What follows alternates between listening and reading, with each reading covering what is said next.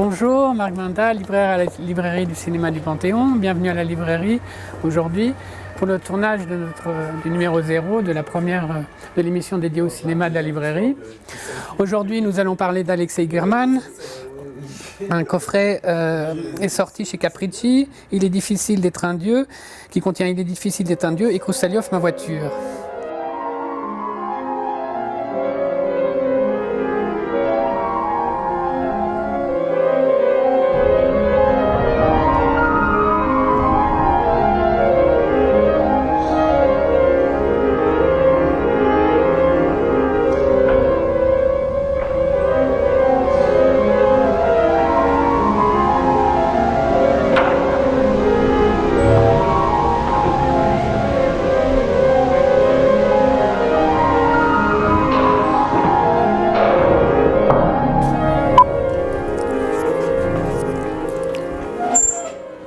Bonjour, je m'appelle Jean-Max Méjean, donc je suis critique de cinéma à Jeune Cinéma et je viens d'écrire un livre sur Sergueï Paradjanov. Enfin, écrire, non, je l'ai dirigé parce que je n'ai pas été tout seul à l'écrire. Il y a 7 contributions, voilà, et c'est un livre qui fera connaître, j'espère, un peu mieux ce grand cinéaste russe. Bonjour, je m'appelle Philippe Coutarel, j'ai travaillé à la Bibliothèque nationale, j'ai écrit plusieurs articles pour la revue Cinémaction. J'ai aussi travaillé pour France Culture où j'ai fait des adaptations pour des feuilletons radiophoniques. Je vous propose de rentrer tout de suite dans le vif du sujet en parlant de l'expérience que constitue la vision d'un film de German et en particulier des 2 films qui sont dans ce coffret. Il est difficile d'être un dieu et Kroustaliov, ma voiture. C'est une expérience esthétique, une expérience intellectuelle et une expérience émotionnelle. Donc je propose que Jean-Max et puis Philippe nous parlent de la façon dont ils ont expérimenté le visionnage de films de German. C'est un magnifique DVD, 2 films absolument sublimes et qui comment dire, nécessite quand même d'avoir une certaine approche du cinéma russe, du cinéma mondial en général. Et moi, je conseillerais à ceux qui ne connaissent pas bien German ou pas du tout, de commencer par les bonus, parce que les deux aspects, que ce soit pour Kroustaliov ou que ce soit pour Il est difficile d'être un dieu, les 2 bonus sont absolument éclairants pour comprendre l'œuvre, parce que ce ne sont pas des films dans lesquels on peut entrer comme ça. Ce n'est pas Le Gendarme à Saint-Tropez ou des films amusants. Ce sont des films sommes et des films qui vous remuent complètement les entrailles, c'est le cas de le dire, puisque dans la plupart des plans, vous verrez des morts, des entrailles et quelque chose entre Jérôme Bosch et Fellini Satyricon. Voilà. C'est une sorte de maelstrom, d'expérience sensorielle sur la psyché de 1953, donc c'est-à-dire la fin du stalinisme et la mort de Staline. Et on ne sait pas qui dit quoi, on ne sait pas ce qui est important, ce qui l'est pas. On est sans arrêt entraîné, comme dans un train fantôme. C'est quelque chose une sensation étouffante, enfin.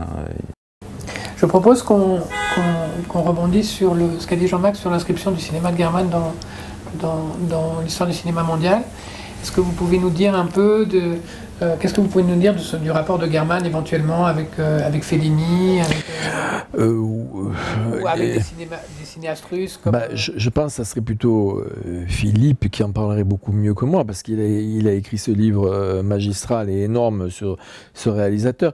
Moi disons que j'ai été saisi par la parenté qui peut s'établir entre Fellini et German, mais alors il faudrait peut-être prendre les films dans l'ordre chronologique. On va peut-être d'abord on ne peut pas parler des 2 en même temps, bien qu'ils se ressemblent sur divers points. Je ne sais pas si Philippe est d'accord avec moi, mais chronologiquement, on commence par Kroustaliov, ma voiture, qui est la phrase que prononçait au moment de la mort de Staline.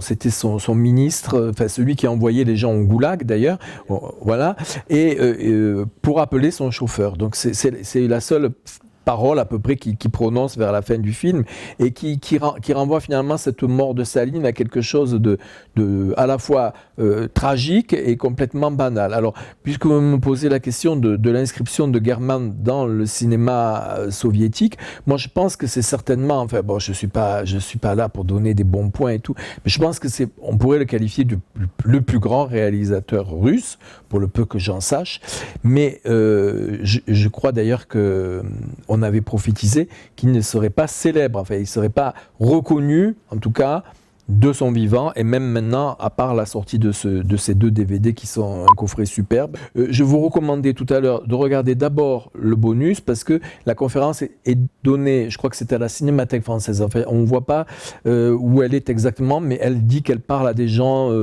très intellectuels, très savants, et elle fait une présentation de ce film, donc c'est la femme de German, qui travaillait avec lui, et qui nous explique tous les secrets de ce tournage, en fait, et de la façon dont cet homme-là maîtrisait son art. C'est quelqu'un qui a mis quelquefois, pour Koussialov, il a mis presque 4 ans pour le réaliser.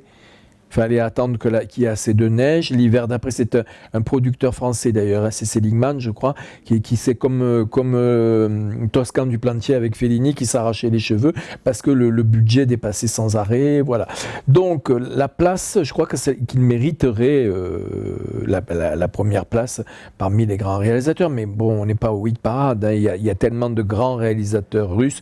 Il y a également Sergueï Parajanov. Donc si on compare les deux, ça n'a rien à voir. Parce que Sergueï Parajanov, déjà filme beaucoup en couleur, alors que le parti pris de German, c'est de filmer en noir et blanc, sauf tout à l'heure, Philippe nous expliquera qu'il y a dans un seul film, puisqu'il était obligé à l'époque de filmer en couleur, il y a 2 séquences en couleur. Voilà. Mais son parti pris, c'était de filmer en noir et blanc. Voilà. On va parler plus spécifiquement des films de German. Justement, Philippe Coutarel, vous pourriez nous expliquer un peu, nous inscrire alors les 2 derniers films de German dans la filmographie où on trouve finalement, mais peut-être aussi avec le dernier qui est pourtant un film de science-fiction, on trouve un travail sur l'histoire de l'URSS dans tous les films de German. Dans la filmographie de German, on peut lier les 2 films, les 2 derniers, par le fait que, déjà, ils sont tous les 2 très hallucinés et ils ont une durée beaucoup plus importante que les premiers. Hein. Alors, on pourrait dire que les 2 premiers films, La Vérification et 20 jours sans guerre, sont relativement classiques, entre guillemets, où il y a déjà quelques plans séquences, surtout dans 20 jours sans guerre, mais que le point de bascule, c'est le film central, Mon ami Ivan Lapchine, où là, German essaye de trouver un nouveau langage cinématographique, c'est vraiment son objet, ce qui c'était pas le cas dans 20 jours sans guerre et La Vérification. Et donc là, à partir de Mon ami Ivan Lapchine, il passe à Kroustaliov, et Kroustaliov, il le tourne au moment où l'URSS s'écroule. Hein. Le tournage a lieu sous Yeltsin, Boris Yeltsin, donc il est libre de tourner ce qu'il veut. C'est-à-dire que dans les 2 derniers, en fait, contrairement aux 3 premiers films où là il a la censure sur le dos, qui lui dit non, etc., ou qui ajourne la sortie, ou qui l'interdit carrément, là, il peut faire ce qu'il veut. Hein, il a l'argent qu'il veut, voilà. Hein. Enfin, il a l'argent qu'il veut, c'est-à-dire qu'il faut quand même essayer de trouver, pour Kroustaliov, il n'y avait pas assez d'argent, il y a eu des gens qui des producteurs russes qui se sont dédiés au dernier moment, enfin, etc. Donc il a eu affaire, il a essayé des producteurs français, dont Marine Karmitz, MK2, et donc finalement le projet a été racheté par Guy Seligman, hein, qui a permis de boucler, disons, le financement. Mais aussi, Guy Seligman a beaucoup aiguillonné, German, qui a tendance aussi du fait qu'il était libre, et de par son exigence, à être très maniaque et très lent. C'est-à-dire que le film, en fait, devait être présenté beaucoup plus tôt à Cannes. Il a été présenté en 98. Et le tournage a duré, c'est de 92 à 96. Si je ne me trompe pas, ça doit faire 4 ans. Donc plus en amont, la préparation, etc. À chaque fois, on l'annonçait et c'était reculé. Et Guy Seligman disait, non, moi, il me le faut Bon, il essayait quand même de ramener German à des sortes de raisons, disons, et ce dont German lui est reconnaissant, parce qu'en effet, il dit, s'il n'y avait pas eu Guy Seligman, peut-être je ne serais pas allé au bout. Et c'est ce qui s'est passé d'ailleurs pour le dernier film, il avait du mal à lâcher son film. Et ça, c'est un peu quelque chose qui le fait ressembler à, moi je dirais, à Stroheim ou à Orson Welles, par exemple, hein, qui n'a pas fini certains films. Donc là, en fait, il est mort avant la fin du film, même si tout était prêt, le montage était fait, et qu'il restait quelques voix, disons, dans la comment on appelle ça, la post-production, le mixage, des voix à post-synchroniser, voilà. Hein. Mais parce que j'ai lu certaines critiques où on dit oui, mais c'était pas le montage que German aurait fait, etc. Si, le montage était pratiquement achevé, contrairement au Que Viva Mexico d'Eisenstein, où là, en effet, on ne sait pas ce que Eisenstein aurait fait de ces images. Donc, les deux films, voilà, le côté halluciné, le côté très long, hein, et le côté plan-séquence systématique. C'est-à-dire qu'il y en avait quelques-uns avant, encore plus peut-être dans Mon ami Ivan Lapchine, mais ce qui est frappant, c'est de voir qu'il y a une transformation de German depuis la vérification jusqu'au dernier film, une métamorphose assez hallucinante. Alors je ne dirais pas qu'il y a eu rupture vraiment, parce que dès la vérification, il y a la voix off, il y a le thème de l'histoire, de la mémoire, il y a les regards caméra, qui sont très importants, qui deviennent là aussi systématiques. Bon, dans Kroustaliov, il y en a beaucoup, mais il y en a encore plus dans le dernier. Hein. Et ça, c'est un peu une signature de German, ces regards caméra-là, en tout cas. Dans votre livre, vous parlez d'une évolution en termes de plans et de nombre de plans dans les films, voilà. Avec une réduction du nombre de plans au fur et à mesure de l'évolution de l'œuvre de voilà, ce qui rend absolument évident l'usage du plan séquence. Parce que si on part avec un film La Vérification qui a 354 plans, hein, ce qui est déjà pas énorme, puisqu'un film moyen fait à peu près entre 400 et 600 plans. Hein, et pour des films d'1h40, pour prendre un exemple, Eisenstein, si on prend Octobre, qui fait à peu près, je crois, 1h40, à moins qu'il y ait eu des versions, ça dépend peut-être de la vitesse à laquelle c'est passé, mais pour 1h40, il y a 3300 et quelques plans, alors que là, La Vérification, il y en a 354. Le film suivant, il n'y en a plus que 205. Hein, c'est-à-dire 20 jours sans guerre, pardon. Et Mon ami Ivan Lapchine, il n'y en a plus que 133. Hein, ça, c'est pour des films qui font 1h40. Dès qu'on passe à 2h10, Kroustaliov, là, le film fait 204 plans, c'est-à-dire le même nombre de plans pour une durée donc de 2h10, le même nombre de plans que 20 jours sans guerre qui fait 1h40. Et pour le dernier fait 140 plans. C'est-à-dire la même chose que Mon ami Ivan Lapchine.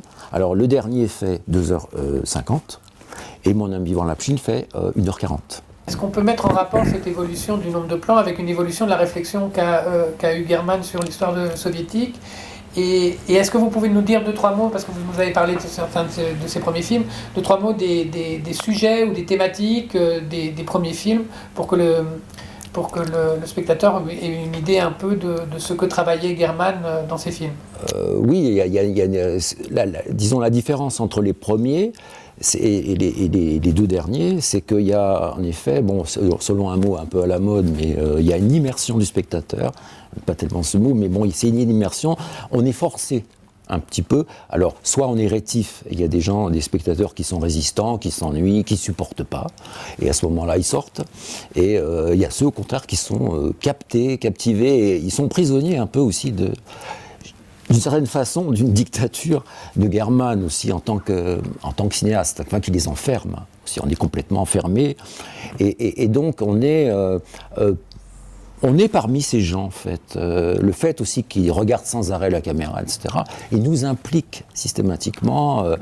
Ils nous questionnent aussi en disant « Est-ce que vous croyez au-dessus de nous ?» En particulier dans le dernier film, les personnages comme ça qui paraissent très primaires, pas très évolués, etc. Et en fait, nous, comme si... en fait, est-on supérieur, en fait, vaut-on beaucoup mieux qu'eux? Voilà, en fait, c'est un peu ce qu'a l'air de suggérer German. Pour les thèmes, en fait, dans les premiers films, ça a toujours été l'histoire, ça a toujours été la Russie, l'histoire de la Russie, en fait. Hein. Alors, pour contester, par exemple, pour la vérification, c'est la contestation un peu je dirais, d'une vision de la guerre. Hein. C'est-à-dire que lui, il prend ça par quelqu'un qui s'est trouvé, comment dire, soit on est prisonnier et on cède aux Allemands, c'est-à-dire on ne veut pas, puisque Staline disait, pas un pas en arrière, etc. Si vous n'êtes pas mort, c'est que vous êtes complice, quoi. Enfin, vous devriez être... on n'est pas prisonnier, on est mort, c'est tout. Donc certains qui tenaient à la vie, ce qui est quand même quelque chose de légitime, eh ben voilà, ils se sont laissés engagés par les Allemands, par survie, simplement parce que voilà, pour survivre. Et là, dans la vérification, c'est un sergent de l'armée russe qui, voilà, il s'est laissé à un moment donné glisser de ce côté, et à un moment donné, il veut rejoindre les partisans. Donc là, c'est la guerre aussi vue de ce point de vue-là. Hein. Donc, ce transfuge qui revient donc parmi les résistants, bien sûr, il est tout de suite soupçonné de pas être franc du collier, quoi. Enfin, et donc, il va être un enjeu entre un lieutenant qui est humain, je dirais, comme il dit, même le communiste a une conscience, ma conscience de communiste, et puis un capitaine qui a été, comment dire, lors de la retraite, qui était laissé pour mort et qui a été recueilli par ce lieutenant, qui est là en attendant de faire autre chose. C'est ce qu'il dit d'ailleurs à un moment donné au lieutenant. Donc c'est Lokotkov et puis Petouchkine, je crois, qui est capitaine, donc qui est au-dessus de ce lieutenant qui l'a recueilli. Et lui, alors c'est un stalinien pur et dur, c'est-à-dire on soupçonne qu'il fait partie du NKVD, enfin, et lui il est pour l'exécution simple des traîtres. Alors que l'autre temporise en disant peut-être qu'il peut aussi, il est sincère et peut-être il peut nous servir aussi, parce qu'il connaît la gare où sont les Allemands, etc., d'où partent des trains de nourriture. Donc nous on peut récupérer des choses comme ça, il peut nous être précieux. Voilà. Et effectivement, ce sergent qui en effet est sincère, et puis il va s'illustrer, mais bon, il va y laisser sa peau. Voilà. Donc le deuxième film, 20 jours sans guerre, c'est encore sur la guerre, mais la guerre, cette fois, vue de l'arrière, hein, à Tachkent, et où c'est les replis stratégiques des usines, fabriques de munitions, cinéma, les studios qu'on a évacués, etc. Donc là, en fait, c'est un officier qui est chroniqueur de guerre qui revient, qui vient à Tachkent, parce qu'on tourne un film d'après un de ses écrits. Et puis là, il n'est pas d'accord, évidemment, avec le metteur en scène qui, lui, disons, il est sous le coup de la propagande, qui a à la fois au théâtre et dans le cinéma de la ville, où on le voit, c'est mis en évidence.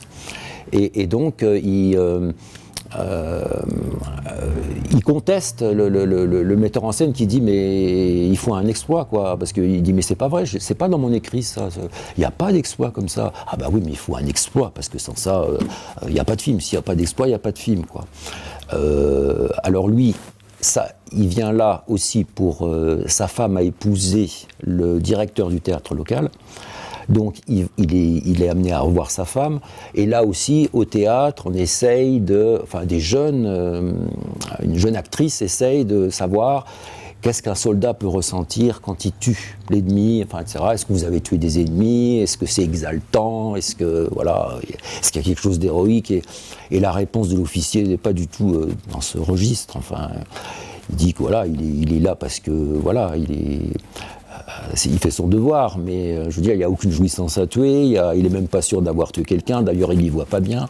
Enfin, donc on est complètement à côté, on est complètement dans une tonalité anti-héroïque, quoi. Mais parlons d'abord de Khrouchtchev en voiture, dans ce rapport, peut-être ces correspondances avec Fellini, notamment dans la question de l'enfance qui semblait être très importante. Oui, bien sûr. Ce film-là, on peut l'apparenter sans difficulté à Amarcord, cette sorte d'Amarcord sombre. Dans Amarcord, Fellini revient sur son enfance pendant le fascisme, pendant le mussolinisme, qui n'a rien à voir avec la période sombre du stalinisme et ce qu'a pu vivre la famille de German German, notamment dans la première partie du film, parce que bon, Philippe Coutarel, qui parle beaucoup mieux que moi et qui connaît bien mieux le sujet, l'expliquera certainement mieux, mais il s'en est expliqué. German, en fait, c'est un peu sa vie sans l'être. Et on retrouve également Fellini, qui a toujours dit qu'il était un grand menteur et qui a toujours refusé, avec Amarcord, d'avoir voulu faire son autobiographie. Donc ce sont des autobiographies inventées. Par exemple, le père de German était écrivain, il n'était pas du tout général médecin comme dans le film, mais le regard, c'est toujours le regard de l'enfant. Et dans les deux films, dans le film Amarcord, c'est le regard de Tita, ici c'est le regard c'est German lui-même enfant, et ils ne sont pas traités de la même façon, mais enfin, le point de vue, c'est le point de vue quand même d'un enfant ou d'un adolescent qui s'interroge sur qu'est-ce que c'est que ce monde. Et les deux films, que ce soit Amarcord ou que ce soit Kosialo, sont des films qui interrogent l'humanité entière, ne condamnent pas simplement le mussolinisme ou le stalinisme, mais condamnent l'horreur qui peut se situer dans les entrailles de l'humanité, c'est-à-dire comment peut-on en arriver là? Comment peut-on arriver à enfermer des gens dans un goulag? Comment peut-on arriver à tuer des gens? Comment peut-on arriver à faire des guerres? Comment arriver à comprendre ce monde? Alors vous parliez de ce monde qui grouille dans les appartements moscovites. Bon, c'est vrai que c'est beaucoup plus frappant chez German que chez Fellini. Parce que chez Fellini, c'est la faconde méridionale, méditerranéenne. Là, dans la famille, il y a plusieurs personnages, mais enfin, ils sont tous campés. Tandis que quand vous rentrez de plein pied dans les deux derniers films de German, vous êtes vraiment dans un monde où vous ne comprenez pas qui est qui fait quoi. Vous ne savez pas. Alors là, puis c'est complètement délirant, c'est encore plus surréaliste que Fellini. Vous avez la mémé qui a un saucisson dans le lit, vous avez des petites filles juives qui sont enfermées dans des placards, pourquoi, on n'en sait rien. Le petit gamin qui traverse l'appartement sur des patins roulettes. Il y a ce côté complètement éclaté, délirant qui est un petit peu contenu quand même chez Fellini. Fellini est un poète, on l'appelait il poète. German, je pense que c'est un œil caméra. Je pense qu'il a une façon, son plan, ses plans, bien qu'ils ne soient pas nombreux, parce que sont toujours occupés, mais occupé par des détails. Mais alors moi j'étais fasciné, j'ai dit mais l'accessoirie ça a dû passer. Et il y a des détails partout, vous avez des objets mais vous avez ces deux espèces de pans. Enfin bon, je vais pas vous raconter le film, il faut que vous le voyiez. Et tout à l'heure donc Philippe parlait du cinéma soviétique et l'adoration du plan séquence. Bon évidemment l'exemple type c'est évidemment de Soukourov, c'est l'Arche russe qui est fait exclusivement en plan séquence. Mais le plan séquence au cinéma, et je crois que c'est la chose la plus difficile à maîtriser. Et il y a le regard caméra qui est présent aussi chez Fellini, surtout dans Fellini Satyricon. Et Fellini, ça n'était expliqué, et ça certainement, ça peut expliquer le deuxième film. J'ai pas le droit d'en parler, il est difficile d'être un dieu, mais enfin peu importe. Le regard caméra pour Fellini, c'était ces gens-là, qui sont de l'Antiquité pour Satyricon, nous interrogent en tant que spectateurs.